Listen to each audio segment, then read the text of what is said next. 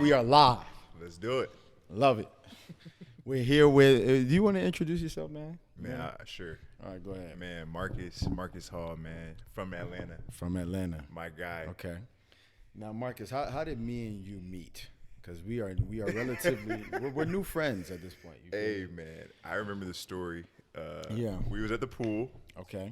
Man, I was out here chilling with my roommate at the time. Yes. His girlfriend and her friends. I was out there dolo. Yeah. And I was headed inside, and I seen you coming outside. You had an Xavier basketball shirt on. I'm Yes, like, I did. oh, shoot. Yeah. You went to Xavier? You hoop? Right. You were like, nah, man. But yeah, I went to Xavier. Yeah. And then I'm like, okay, that's what's up. I went to St. John's and like, Okay. was part of the team up there and everything. And then we just kind of hit it off. And I was like, where you from? You were like, I'm from Atlanta. Facts. Like, from the That's north true. side. Yeah, I'm yeah. like swear. G-Code. Yeah. So Yeah. that just kind of hit it off. And then we had a lot of mutuals. That and is then facts. And one of Taekwon pulled up. There you go. I was gonna say one of our mutuals put up there too. So Yeah. So that was pretty much how we met, man. Hit it right off. yes. And then, I mean, shoot, shout out to Ali Hopkins. That's who I knew. Oh yeah. You said yeah, Xavier. yeah. I'm like, or Mo. I knew Mo, and you knew Mo. Yeah, and then I always try to guess- find a way to connect. And then you went to high school with. Well, you played against Taekwon in high school. Is Yeah, what that played was. against him multiple Okay. times in high school. Right. Shit, we used to hang out after the games. Oh, y'all crazy. You after you. So who's winning? Yeah. You know Avi Toomer, who was I think I heard of him. he played at Bucknell. Right. He's playing overseas now, but they played on Yeah. the same high school team, and that was like my man's growing up. So True. we would all just link up like after the Yeah. games and stuff, hang out. Yeah. That's nice, man. Good times, bro. Basketball Yeah. back in the day, man. It was good times. Yeah, man. you and stuff. Well, first, man, Yeah. I gotta give you your flowers too, man. Like, Okay. hey, I'm happy to be on the pod, but this guy here, man, Hey. a master of his craft. What can't he do? That's what I call him. What can't he do, Kev? Jack of all trades. Jack of all trades for sure. I love it, but I hate it at the same time. Oh, Because it's for like, sure. you know, some people, you're more admired if you're really good at one thing. You know what I mean? Absolutely. But when you're good at a bunch of things, people just kind of, they're like, oh, yeah, he does it, but he does that too, and he does that too. You Yeah, know it's what I like mean? good at a lot, not great at anything. Exactly. Like exactly. that's how people view you. Mhm. You feel like you can focus on stuff? I feel like That's a good question. having multiple Yeah. skills, it's like it's hard to focus in because you're not great at that one thing, or you don't. Yeah. So it's hard to stop your mind from trying out new things or. Mm-hmm. How you Dude, feel. I'm gonna be honest. I don't think so.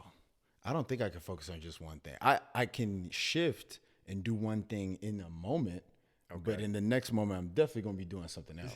You feel? Because I feel like I get bored easily.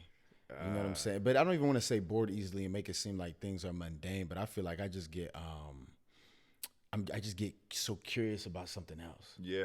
So like I'll be doing something. I'll be like, oh my gosh, what is that about? I'm like, oh, let me pick. I want to learn a new language too. Shoot, let me start. You know what I'm saying? What language you learning, man? Dude, I'm trying to learn Spanish, bro. I flunked all my Italian classes in college. So I'm trying to learn some Spanish, bro. You know what I'm saying? But No, I feel that though, man. I feel like trying to focus on one thing. I mean, I feel like I try to dibble and dabble at a lot of things, but yeah, it's like how can I focus in on one thing and be great at it?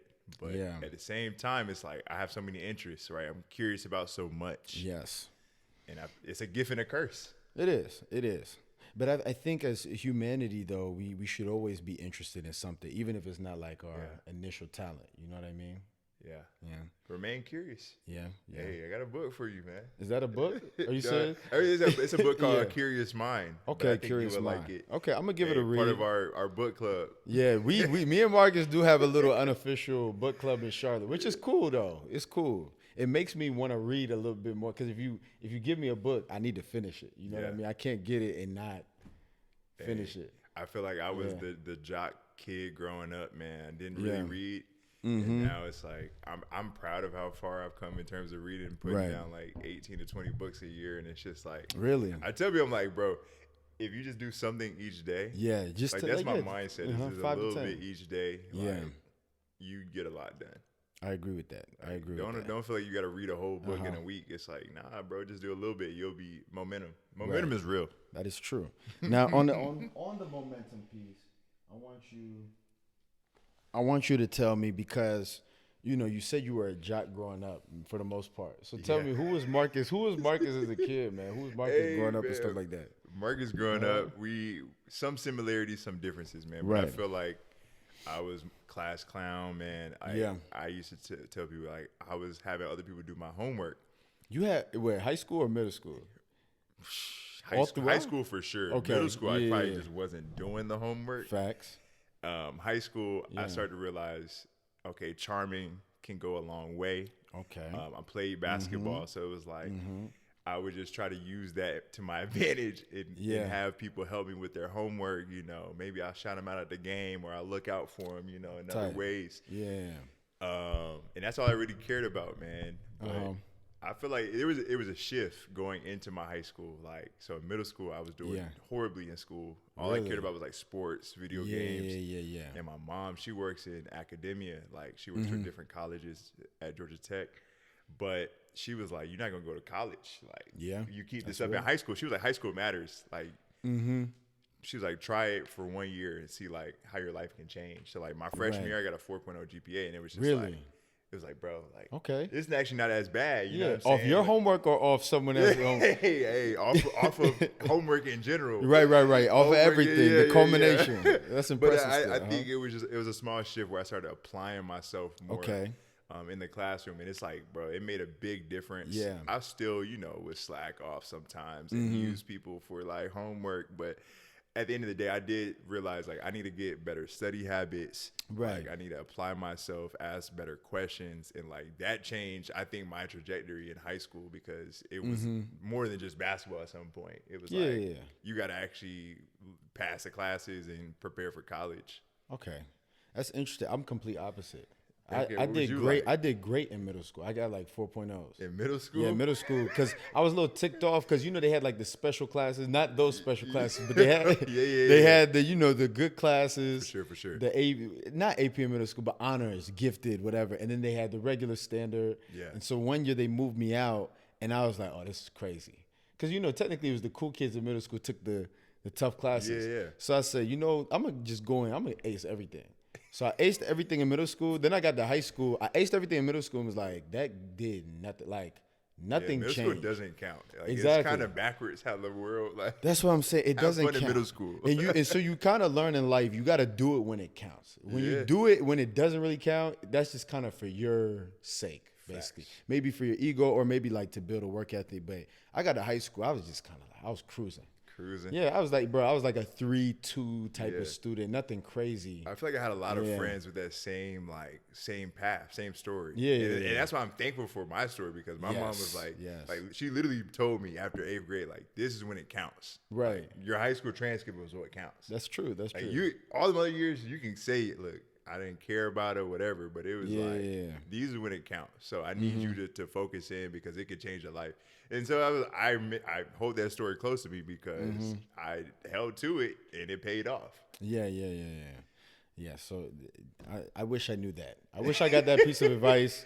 You feel me? I thought, high school, I'm gonna just cruise by, but I still was able to get into a decent school. But for you, right? You said earlier you were charming, right? Oh. You started trying to figure out how to be, you know, get people. And like one thing I've noticed in our friendship, and I'm sure people like watching this who know you, they know you're a big socialite.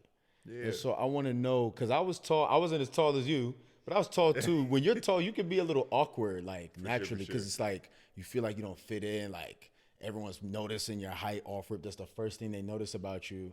And so there's a real propensity for tall people to become very awkward, especially in their early years. And so what kind of brought you to that charming, I guess? Man, that's a great question. I feel like there's a few things. I feel like, one, I had an older brother. And so I kind of watched him and like his friends, right, how he fit in. And my brother's taller than me. So how tall is your brother, by the way? My brother's like 7 feet, bro. They stopped measuring him after 6'10", like bro, so he just claimed 7 feet. My God. But he was a little bit more goofy than me and more awkward. So it's like I think watching him was kind of my first step. And then secondly, I think being the youngest brother, like I always like was acting out. Like I was always in some trouble, trying to you know get my way out of it, smile, be charming, get my way out of it. So I think that played a part into Okay. like my personality. And then last of my friends, like the people I hung around, I felt like were the typical cooler kids in school, and it was just like, okay, well, like I'm fitting in with them, like I'm hanging with them, and that kind of made me like less of this tall, awkward, Yeah. goofy kid, and more Yeah. like, okay, he can hold a conversation, he can fit in with different crowds. So Okay. yeah. Then tell me college then. Now you go to college, whole new scenery. What made you pick St. John's, by the way? that's I where mean, you- shoot, uh-huh. my recruiting process was all over the place, bro. Like, Were you like dummy heavily recruited coming? Because you played Game Elite, right? So you were Yeah, one of them. so You were one of those guys. I was like, yeah, it was part of the first year, like Game Elite. We were worldwide before. Oh man. But yeah, bro, like early in high school, like Yeah. I started getting recruited Ivy League. Really? Yeah, like Cornell Nice. was recruiting me, so I went up for like an unofficial visit at the end of my sophomore year. Right. Dislocated my shoulder. I've been having shoulder problems. I dislocated my shoulder. That kind of set me back. On in my the junior visit year. or just Nah, okay. that was like that summer. Right. And like summer high school ball, bro. Yeah, we, man. We was Yeah, doing yeah. drills, Yeah. scrimmaging. I dove for a ball like an idiot. Dislocated my shoulder. Yeah. And that I feel like that was where a little bit of a dip came in my like Mm-hmm. performance going into my junior year, which is a big year. Yeah. Yeah. For sure. And then I mean, so like Cornell coach was kind of like having a horrible season, so he was kind of fading out. I had a few other coaches, and it just kind of like didn't pan out. I don't think I had the year that I wanted. I stayed with Game Elite, and that was the year we were great. Like Jaylen Brown was going, be #1 dude playing it, All-American, McDonald. Like he made every single. So every game was packed out. Shoot, my playing time declined. On Really? that. So like, But you was on the roster. I so was that's on the what- roster, but Yeah, like you know, like we was playing our top 5 guys, and we had dudes who they near like doing a 5th year playing with us at this Really? time. Like yeah, Jeez, so they were older cats, man, and I love being a part of that team. But I think in terms of recruiting, I probably should have left to go to different teams where I could play more. Like I think that's getting pushed more these days. Is like go where you can play. Yes. You know what I'm saying? yes. Like, don't be a part of the big team for namesake. Like, go where you can play, hone in on your skills. Yeah. So after that point, it was like, shoot. Well, my recruiting process kind of was iffy. I toured Winthrop in South Carolina, High Point. There was just like, Georgia Southern, and none of them kind of were pushing that real like interest of an offer. So then it kind of came to, all right, if basketball didn't work out, where would I want to go to school? Right. St. John's was up there. Howard was up there. Georgia State was up there. And then I knew somebody at St. John's who was a walk-on and had a like good reputation within the school. So he was like, yo, like, he knew me from AAU too. Like he played with my brother. So he was like, bro, we definitely can get you on up here. Like say word. So I'm like, all right, well, I just got in academically. I got a scholarship. Yeah. Like, put me in contact with the coach. Cool. Shoot. That coach was on his way out. Oh, man. So I got up there.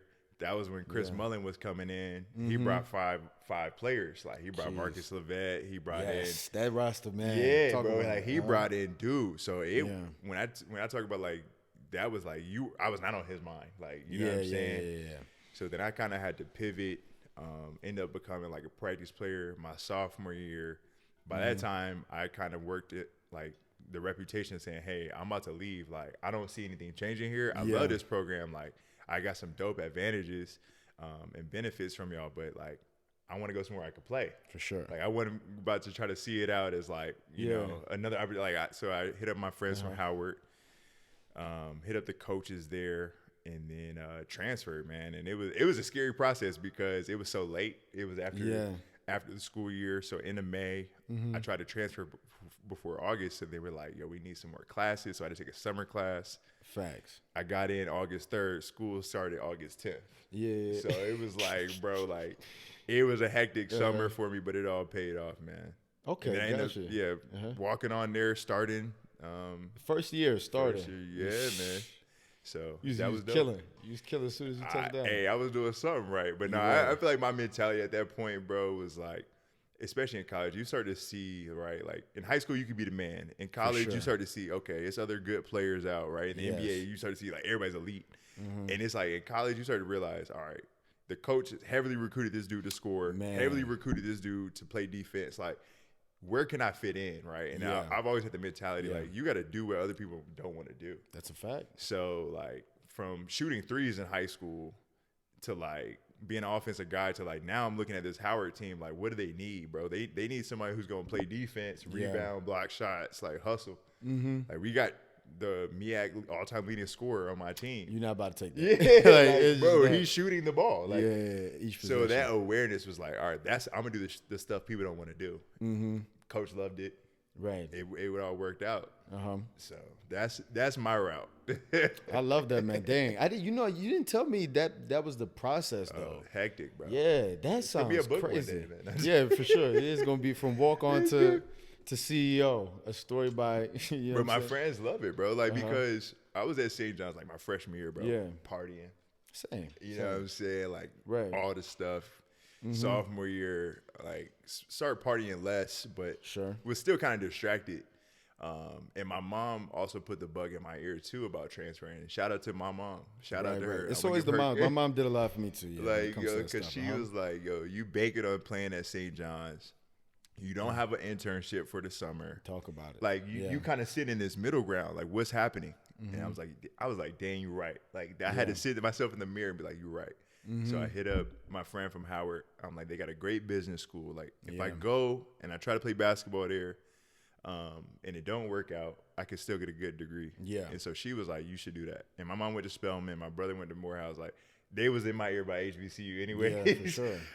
So I was like, all right, I'm not coming back home to Atlanta, but I'm going to go try out Howard.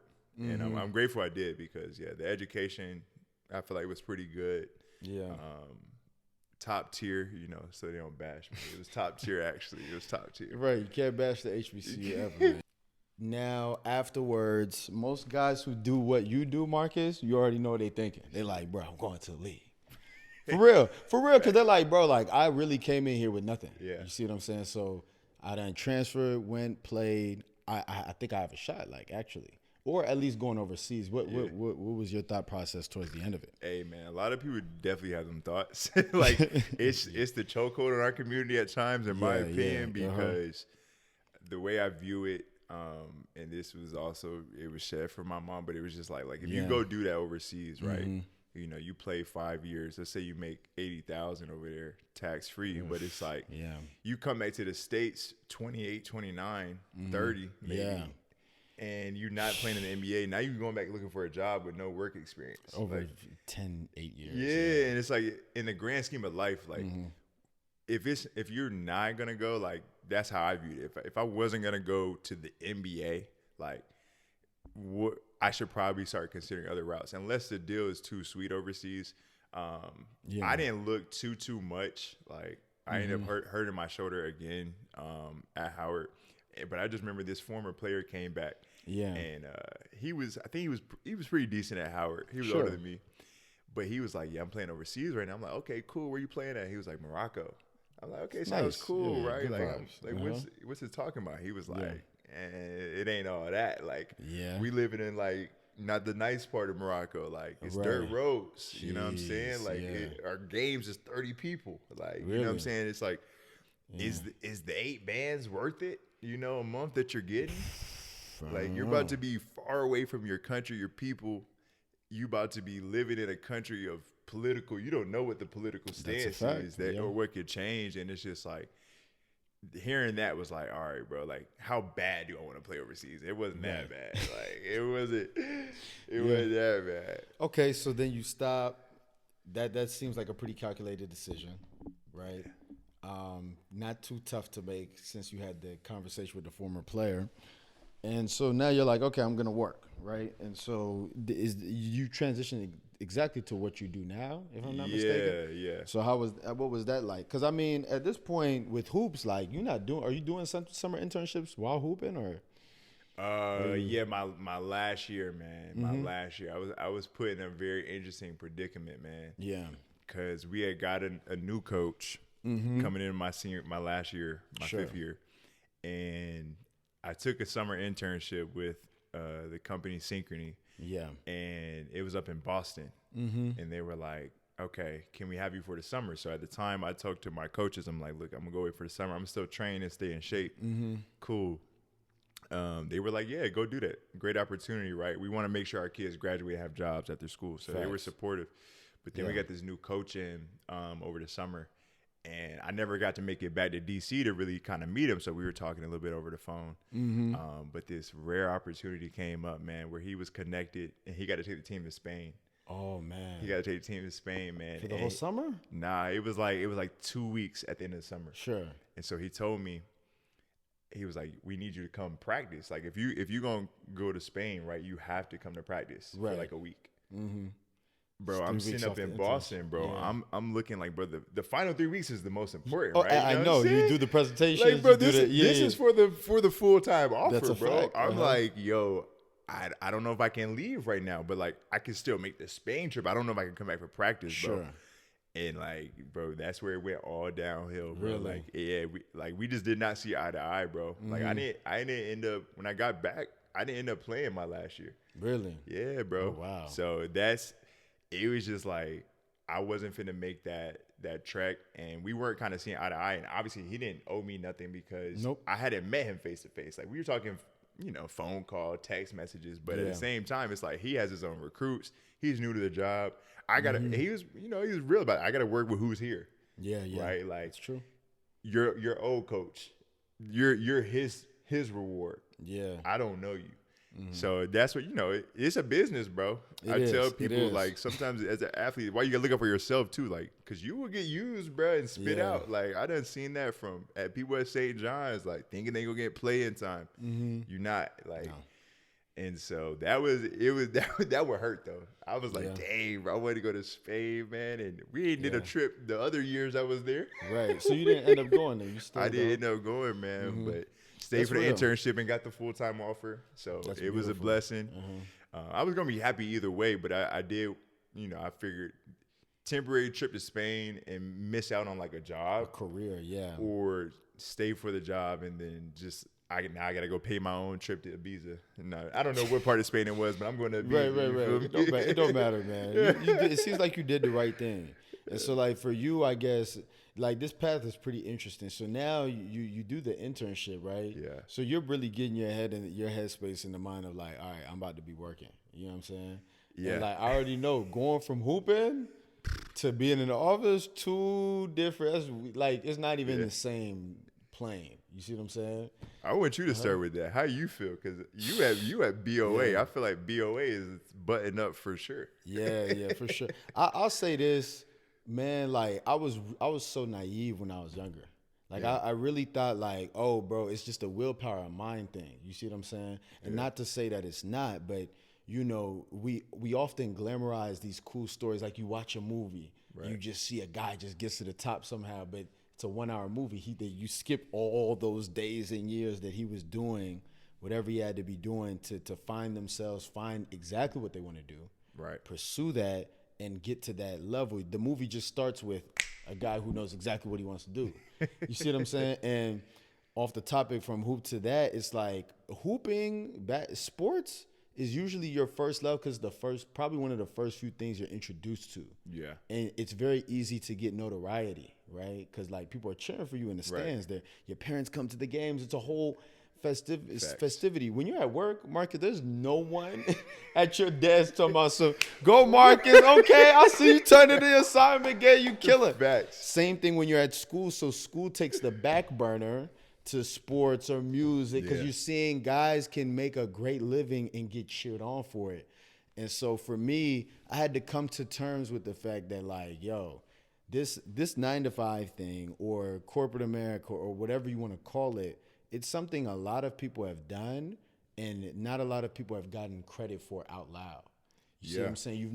Not a lot of us go up to our parents and say, hey, great job in the office today.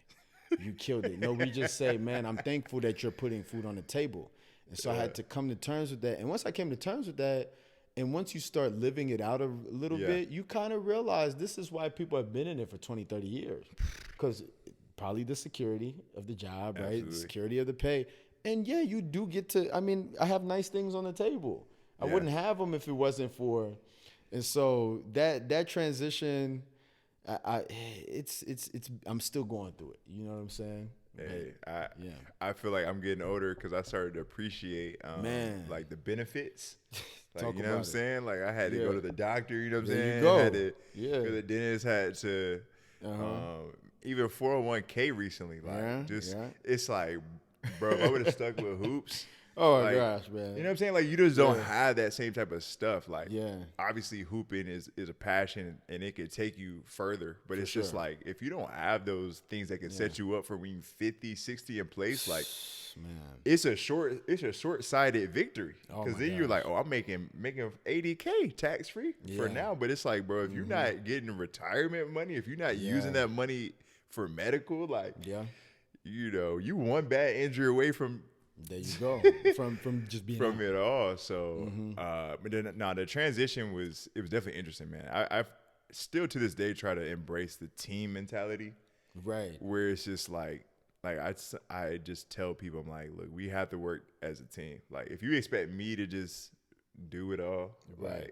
like you said, like nah, Yeah. we as a team, and like trusting. Like I remember my manager, she was just like, people are trusting you to do your part. Yes. And that to me brought me back to basketball, right? does. When you were wide open, like Yeah. I'm giving you this assignment because it's like I'm trusting in you that you can do it, or else I would not pass you the ball. That's a fact. Yeah. You're standing there wide open for a reason. Yeah, Like, yeah. You know what I'm saying? Like you can't make the shot, It's so I'm really- not it's really gonna like pass hoops you the again. ball. But if I pass it, then I trust in that you can make this shot. So that some of those references I try to include, but like the day to day, it's just like, Yeah. how can I understand the larger purpose? Because Sure. if I get caught up in the weeds in my day to day, bro, I ask myself every day, how can I work corporate 30 more years? Yeah, You know what yeah. I'm saying? But it's like, okay, if I can somehow make a 1% impact in this company or bring a new idea to this company that can help my people or help the cause, then sure. Like for example, when I went to Synchrony, which is another bank, I remembered when I first came in, I wanted to educate my people on credit. Like I was on the credit side. My Yes. first internship was with TJ Maxx and the wow. loyalty card. And I'm like, my mom has a TJ Maxx card. She goes Yeah, shopping, yeah, yeah. she'll use the card, get rewards. She doesn't know exactly the benefits of credit, right? She just Yeah. knows she can't afford maybe this $200 basket, and For she's sure. like, I'm gonna pay with credit. So it's like, how can I understand how credit could be a tool? Because a lot of our white counterparts, like they look at this and they're like, credit can be beneficial, but in Absolutely. the black neighborhood, it's like, don't use credit. Yes. Don't use it. Like, Yeah. or if you use it, it's because you probably don't got it. Yeah. Yeah. That's true. So I took it on a mission to at least become much more versed in like credit and financial education. So when I talk to my family, when I talk to my peers who are starting their careers and not in finance and credit, it's like, how can you see this in a more approachable light? Because it's so important. And yeah, so that's kind of where it's like, all right, this makes it a little bit more doable, but Right. yeah, that's the only benefit I think right now besides the stability. Is like, how can I find one takeaway to share with my people? Once I feel like I lose that, like, Oh man. Well, it's probably when you tough. should leave, I guess.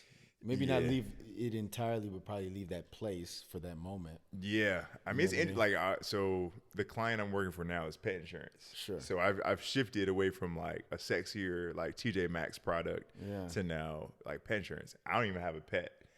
Right. So it's like, Yeah. now I'm trying to look at it from a different perspective of like, okay, what value could I add?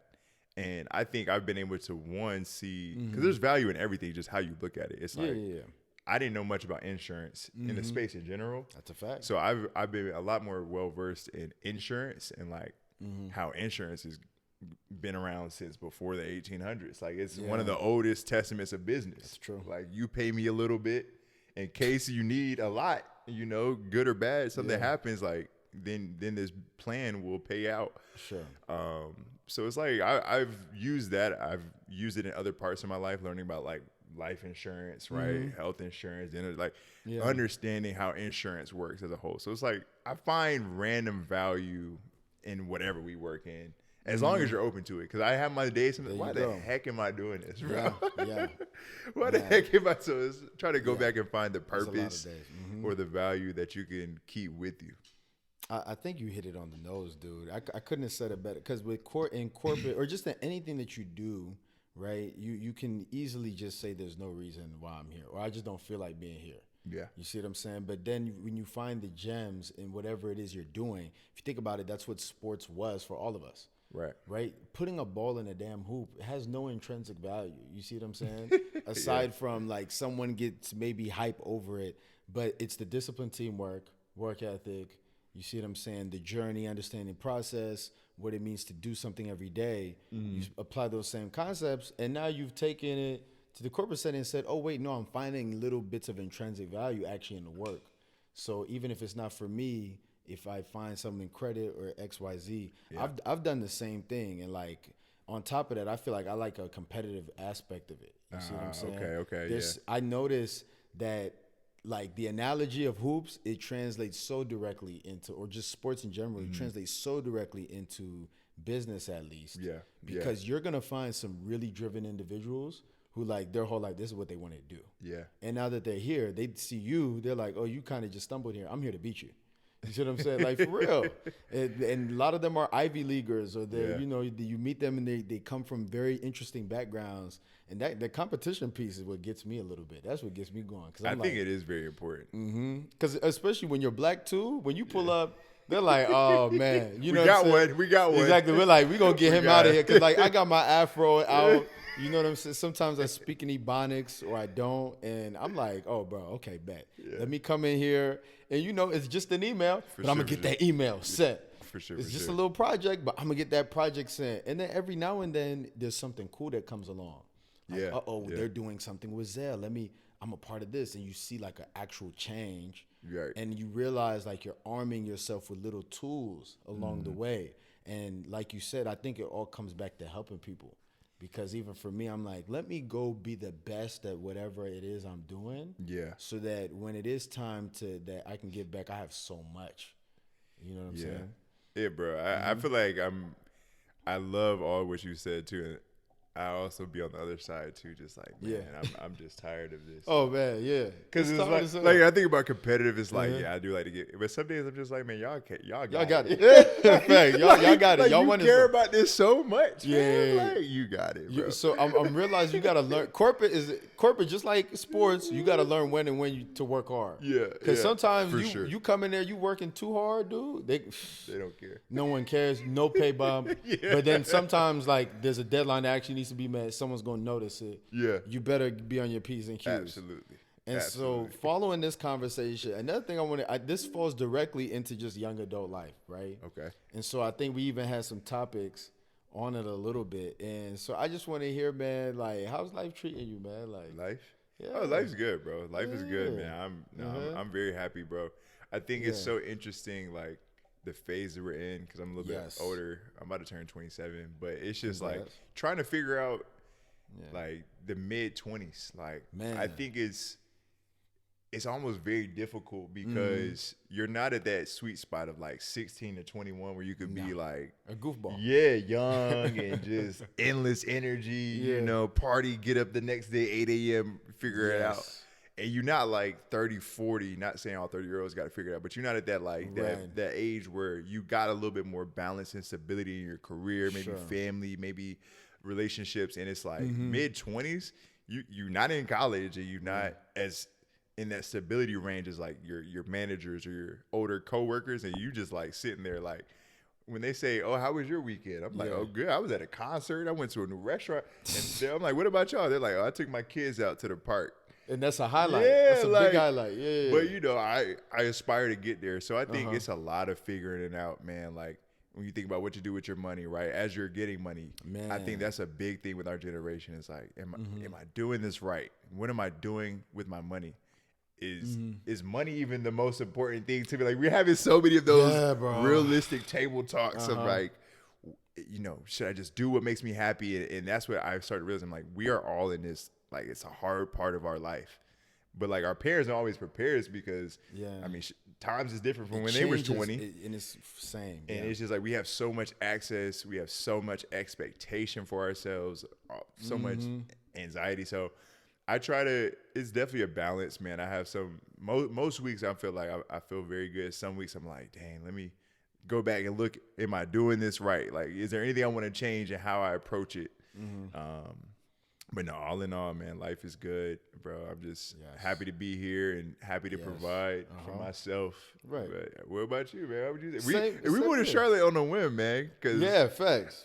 I just wanted to come try a new city, but Same you here. move here. Okay, yeah. Same here. I Did you just have to wanna- move here? I had a couple options: Chicago, New York, Texas, but I just knew I wasn't quite ready for that yet. Okay. Especially right out of college. So I said Charlotte seems doable. You know what I'm saying? And I think I'm in that mid-20s piece now because I just turned 24. Yeah. So I'm literally in that window. I was going to ask you, because life is treating me well too, but I think everyone's trying to figure out how to cope with it. Yeah. Everyone has a different method. And so I wanted to hear, how do you sort of cope with Bro, I be in my apartment, especially like I live alone. It's like I have so much time to just try out new stuff. So sometimes, like I seen you cooking. Right. I've tried to explore cooking. I'm like, that would get me to be present. That would challenge me to like make new things. Because I think when I get off work, I'm like, right, I want to obviously relax, but I'm also like, what can I do that's going to challenge me in an exciting way? Yes. Or like get me to be present and not like on my phone and scrolling as much. So it's like, I try to bounce around with ideas. I was just looking up earlier today, like, what are activities I can do off my phone? Like, That's or a fact, not even off my phone, away from technology. Right. Because technology is everywhere. Like, I don't want to work. I'll just watch TV. Like, I don't want to watch TV. I'll just listen to a podcast on my phone. Like, and it's just like, what? So going back to some of those, like just reading more, trying to like, shit, you play Sudoku? Sudoku. Yeah, like, I love that. Random things like that. Like, how can I just go get a physical book and do something, painting and drawing? Like, I wish I was better at that. But I felt like cooking was another aspect of like, it gives you something to like prepare for, be creative at. Yes. You know what I mean? You get to enjoy it at the end. Yeah. Shoot, hopefully. Yeah, right. If you got a little chef's wrist and you know how to cook stuff perfect, because some folks, I swear, I'm like, oh, it's a simple little baked salmon. You know what I'm saying? Yeah. And they be like, oh, it didn't come out that Turn good. it up, Like, upside down, bro. You like, this ain't even, this is chicken now, bro. You done messed up. It's crispy. so I'm like, look, some people just don't got it, but And that's okay. for the most part, I'm like, it's things like that make me enjoy it. It's like, how can I find a nice little healthy challenge in terms of social aspects, like something I found to do here in Charlotte, because there's so many bars and stuff. Oh my gosh. I like to just go try a little restaurant, even if I go by myself. Like, I'll just go, oh, this new spot, let me go check it out. You know, I'll save like $30-$40, put to the side just to like, so I don't sit in there looking poor. Right. But I'll just go do that to be outside the crib and not like feel like I'm doing the same thing over and over. Yeah, you hit that's that last piece over and over. That's what corporate can really suck you into, is doing it. And I don't even think just corporate, just anything in life. If there's anything that you do consistently every single day, like you start to feel less of a human, more of like a robot. Because you get up, go to work, come home, on the phone, go to bed, get up, go to work, on the phone. Even you saying it like that, give you PT. Like, Exactly. bro, and you're like, and I feel nasty, like bro. everyone falls into it probably like your first month into it. Yeah. Because you're so exhausted when you get home from work, you nap. Then you wake up, you're like, I got to go to sleep again, bro. I got to wake up straight to it. Bro. And you're just eating food to like, the food is kind of like the highlight of everything. Because it's like, oh, so let me like buy Chipotle today. Let me try this part. But then once you start getting into some sort of groove where you know the times, you know how to manage it, then it becomes, what are you going to do with the other time that you have when you're not at the job? You feel me? And finding those little things, that's where I come in. The jack of all trades comes in for me. I'll come home and do 15 things one day. Just to, not bragging, guys. I'm not bragging like I'm just super productive, but I'm saying like just to keep myself engaged. Because the first month, dude, I kid you not, I would come home and watch a movie every single day. Okay. And I would set it up, popcorn, food. That's hard though. You gotta romanticize. What they be saying, you Yes. gotta romanticize it. Get Right. the popcorn out. Whatever. Exactly. And I set up my crib so I have like the movie set up kind Yeah. of, the soundboard. But then after a month of doing that, I said, bro, I was running out of movies, man. I was like, yo, I'm finna, all right, what am I gonna watch this week? And then it hit me like, bro, Kevin, you're coming home, you turn on ESPN, you watching highlights. Yeah. Then after that, you know, you might shower, maybe work out. Now you watching the movie. Yeah. And then you're going to You bed. go to bed, it's the same thing. It's 5 days, and then the weekends you're partying. So, bro, the weeks and months are going by like a blur, bro. It's disgusting. Exactly. It's And disgusting. even though you're technically doing the right thing because you're going to work, Yeah. you're not really developing yourself at all and figuring out who am I? Because you kind of always have to have that conversation of like, who am I? Who do I want to be? And is this contributing to that? And once once that hit me, it completely changed how I decided to go about everything. Interesting. You know what I'm saying? Well, one, I was gonna say we're gonna come back to this. I would say what was Sure. the best movie you found at the time? But I think to that point Yeah. as well, like of trying to find your reason why. Like I thought about this earlier this week because I felt the same way. As like, okay, I'm in my career, but let me just take time to think. Like, should is there another career that's open? Like, let me scan and see what jobs are out there because. Yeah, I'm happy where I'm at, but is this really where I want to see myself for the next years? Right. So it just kind of came with like, all right, let me carve out time, like you said, for myself, not just like self-awareness and improving myself, but also like looking out for my resume, maybe looking out, trying to learn a new skill. Like I know you into like technical skills, and it's like, how can I spend time outside of my day job? Because I'll be exhausted from that, but I'm like, There you go. this stay where I'm at. Like I got to improve my skills if I want to continue to advance. Yeah. And I just have to be a lot more intentional and carve that time out. So trying to weave that into my schedule, but it's tough. It is right? super tough, Because I joke with myself. I say, who wants to go to work, take a break, and then go back to work again? Obviously, we have that mentality, bro. Like especially if you're an athlete, you know, like Yeah. you used to do gym, you used to hit weights, like get up, go back to like. It's possible, but it's just like nobody craves that life. So I'm like, I got to get back into that mindset because that's what I want to do. I want to make sure I have that time and I don't want to feel too tired. Yeah. So, but okay, back to the movie Okay. because you're watching a movie.